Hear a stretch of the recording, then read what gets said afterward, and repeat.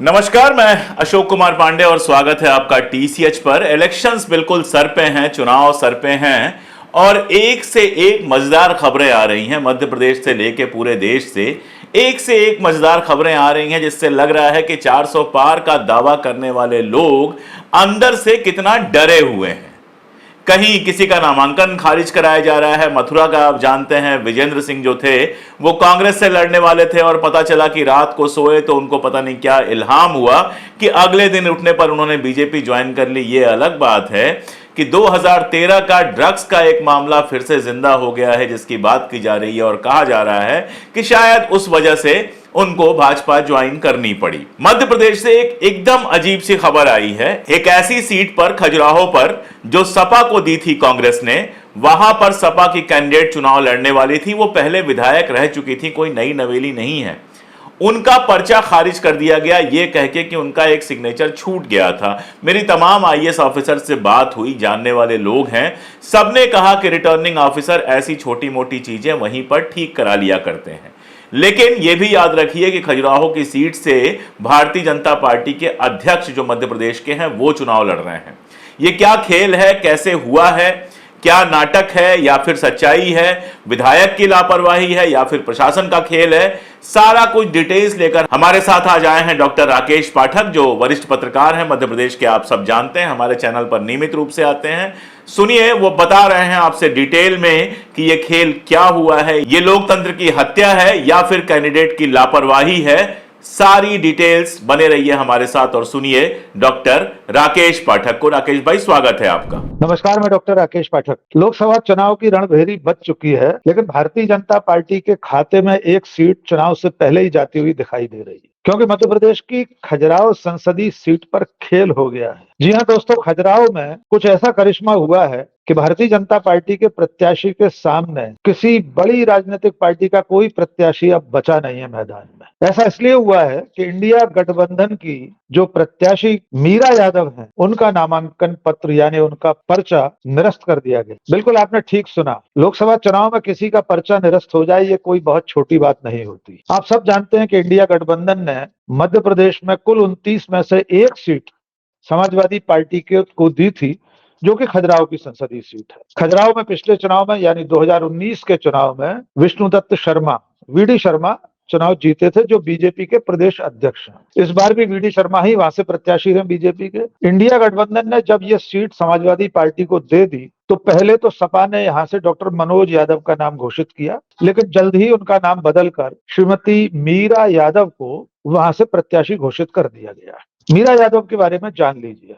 मीरा यादव पहले मध्य प्रदेश के ही निवाड़ी से, जो खजुराहो के आसपास ही है, वहां से विधायक रह चुकी हैं। उनके पति का नाम है दीप नारायण यादव। दीप नारायण झांसी जिले की गरोठा विधानसभा सीट से 2 बार विधायक रह चुके हैं, यानी पति पत्नी दोनों पहले चुनाव लड़ चुके हैं। इसके बाद अब उन्हें लोकसभा चुनाव में समाजवादी पार्टी ने इंडिया गठबंधन के साझा उम्मीदवार के रूप में उतारा था। खजुराहो में नामांकन दाखिले की आखिरी तारीख 4 अप्रैल थी। 4 अप्रैल को सदल बल गाजे बाजे के साथ मीरा यादव ने नामांकन भरा। उसकी तस्वीरें भी हम आपको स्क्रीन पर दिखा रहे हैं। और उनके नामांकन भरने के बाद उस मौके पर बड़े बड़े दिग्गज कांग्रेस के भी, जो कि उनकी साझी पार्टी है, उसके प्रदेश अध्यक्ष जीतू पटवारी, पूर्व केंद्रीय मंत्री और सांसद रहे अरुण यादव, राज्यसभा सदस्य विवेक तनखा, ये सब लोग मौजूद थे।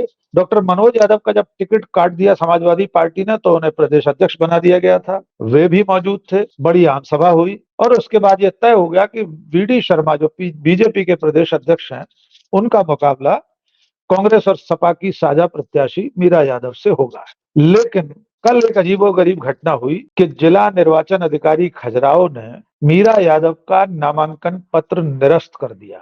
यानी 5 अप्रैल को छानबीन के बाद मीरा यादव चुनाव मैदान से हटा दी गई। अब उनका नामांकन किस आधार पर निरस्त हुआ, इसके बारे में भी जान लीजिए। जिला निर्वाचन अधिकारी रिटर्निंग ऑफिसर जो हैं सुरेश कुमार, उनका कहना यह है कि मीरा यादव ने एक सेट में नामांकन पत्र भरा था, उसमें 2 जगह दस्तखत होते हैं प्रत्याशी के, यानी जो आवेदक है चुनाव लड़ना चाहता है। मीरा यादव ने सिर्फ एक जगह दस्तखत किए थे। दूसरी गलती उनके नामांकन पत्र के साथ ये थी कि जो प्रत्याशी नामांकन भरता है उसे अपने वोटर लिस्ट में जहां उसका नाम है, उस वोटर लिस्ट की सर्टिफाइड कॉपी यानी मतदाता सूची की अद्यतन जो अप टू डेट सूची है वो लगाना पड़ता। मीरा यादव ने अपने नामांकन फॉर्म के साथ पुरानी मतदाता सूची लगा दी थी। उनके पास नई सर्टिफाइड कॉपी नहीं थी। यद्यपि उनका तर्क यह है कि उन्होंने आवेदन किया था और उन्हें समय नहीं दिया गया कि वे उसे जमा कर पाते, और कल मीरा यादव का नामांकन निरस्त हो गया। लेकिन उनके नामांकन निरस्त होने के बाद जो बातें आई हैं सामने, वे भी जान लीजिए।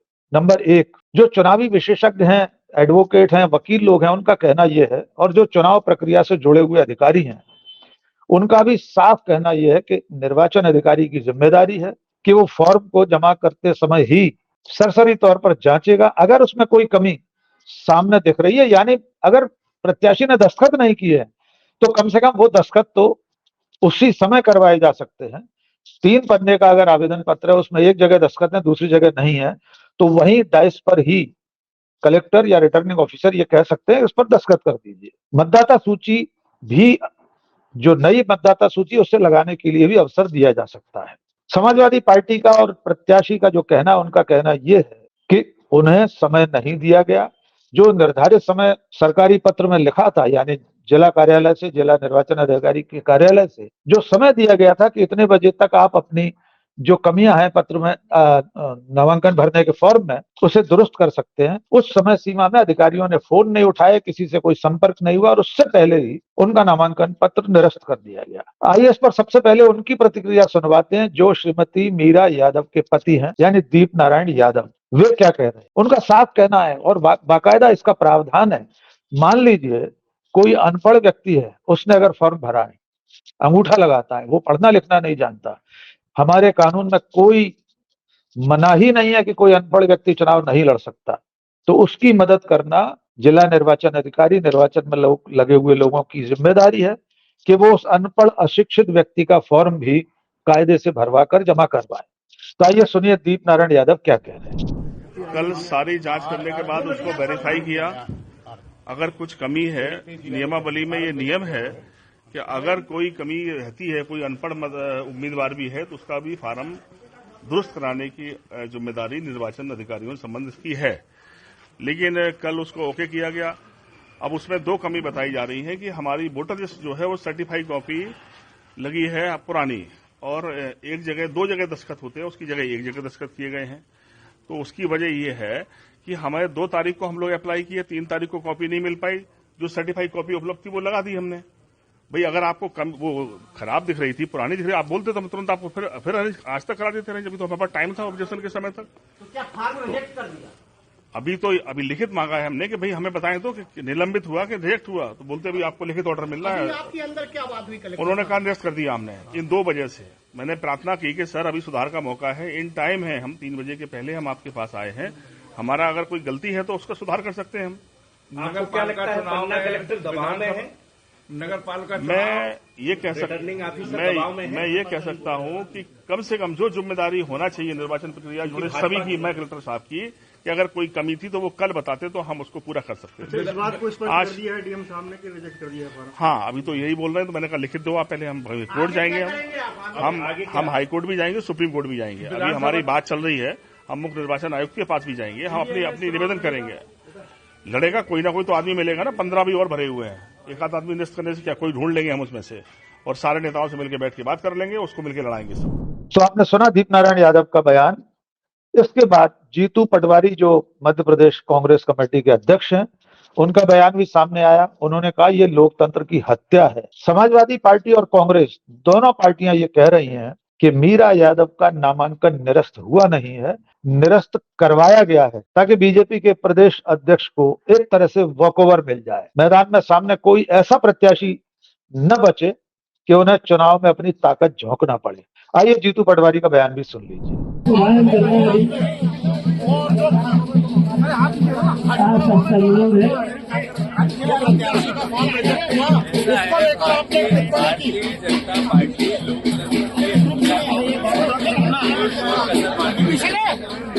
चाहे नरेंद्र मोदी का आचार विचार आचरण और काम करने का तरीका हो, चाहे ईडी और सीबीआई के मामले में विपक्ष के नेताओं पर कार्रवाई और जो उनके पास चला गया उनकी साफ हुई।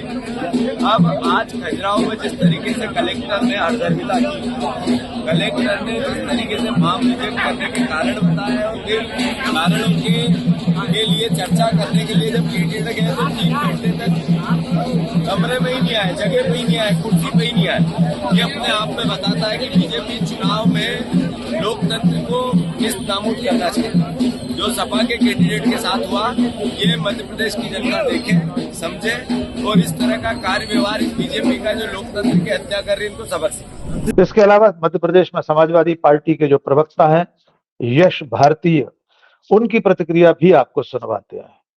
ये रहे यश भारतीय। देखिए, मौजूदा सरकार की तानाशाही का रवैया दिख रहा है कि मशीनरी का दुरुपयोग किस तरीके से किया जाता है। लगातार मशीनरी का दुरुपयोग हो रहा है। समाजवादी पार्टी ने इंडिया गठबंधन के माध्यम से कल अपना नामांकन भरा था।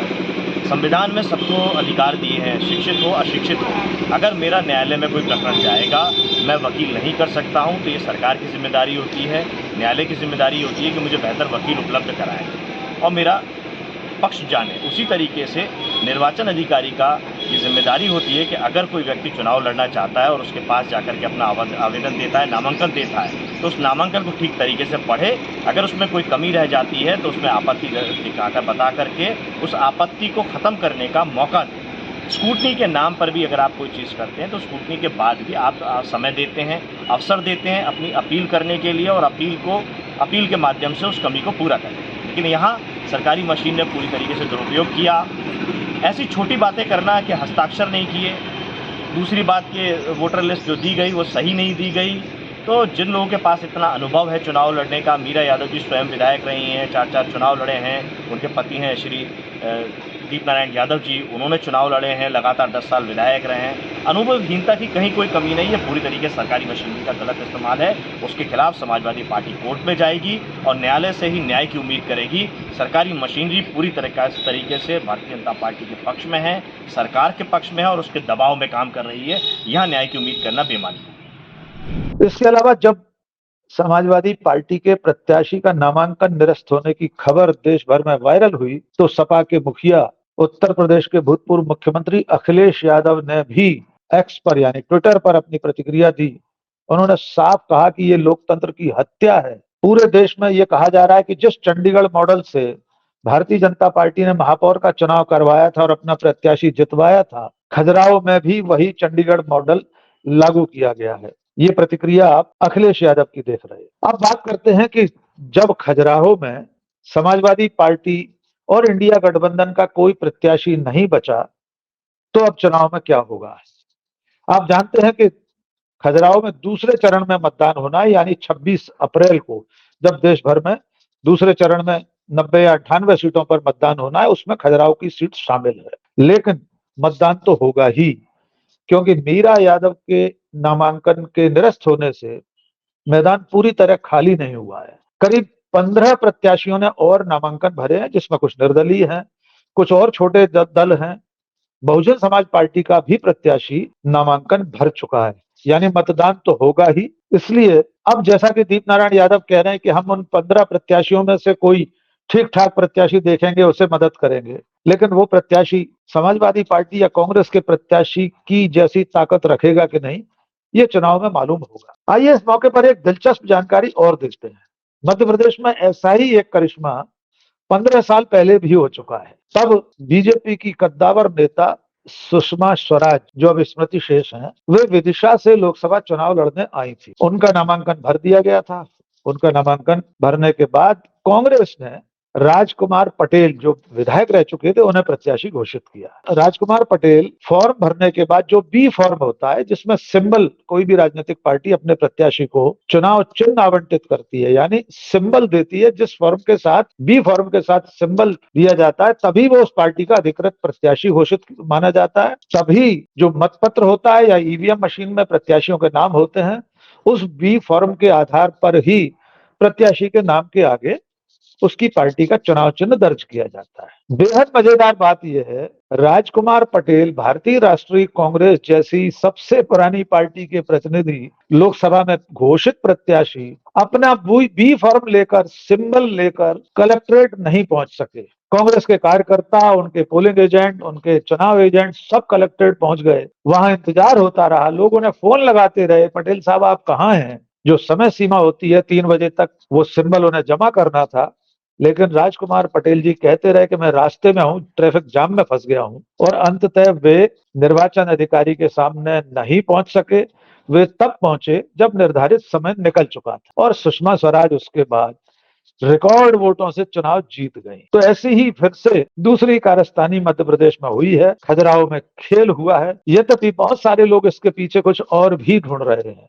जैसे उस वक्त राजकुमार पटेल पर आरोप लगे थे कि उन्होंने बीजेपी से सांठ-गांठ करके कुछ ले देकर सिंबल नहीं जमा किया, बी फॉर्म नहीं जमा किया, ऐसी ही खबरें खजुराहो को लेकर भी चल रही हैं। राजनीति के जानकार इस पूरी घटना में, इस पहेली को हल करने में भी लगे हैं कि जो प्रत्याशी खुद विधायक रह चुकी हैं, जिनके पति 2 बार विधायक रह चुके हैं, वे फॉर्म भरते समय इतनी बड़ी गलती कैसे कर सकते हैं। एक और दिलचस्प बात है, जिला निर्वाचन अधिकारी का बयान अखबारों में छपा है।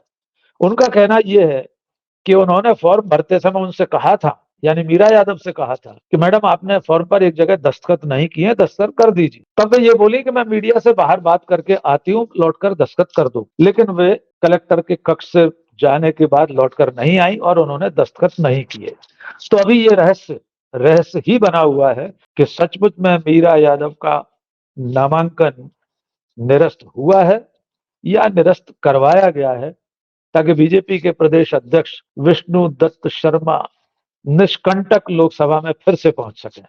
तो फिलहाल मध्य प्रदेश में 29 में से एक सीट ऐसी है जहां अब चुनाव नाम मात्र का होकर रह गया है। देखना होगा इस मामले में आगे कोई और अपील पर कोई सुनवाई होती है, कुछ राहत मिलती है सपा प्रत्याशी को। यद्यपि जानकारों का कहना यह है कि हाई कोर्ट इस मामले में अगर समय रहते सुनवाई कर ले तो हो सकता है हाई कोर्ट के निर्देश पर कलेक्टर को उनके नामांकन को स्वीकार करना पड़े और वे चुनाव लड़ पाए। इन सब के जवाब आने वाले कल में मिलेंगे। आज के इस वीडियो में बस इतना ही। बहुत बहुत शुक्रिया। जय हिंद।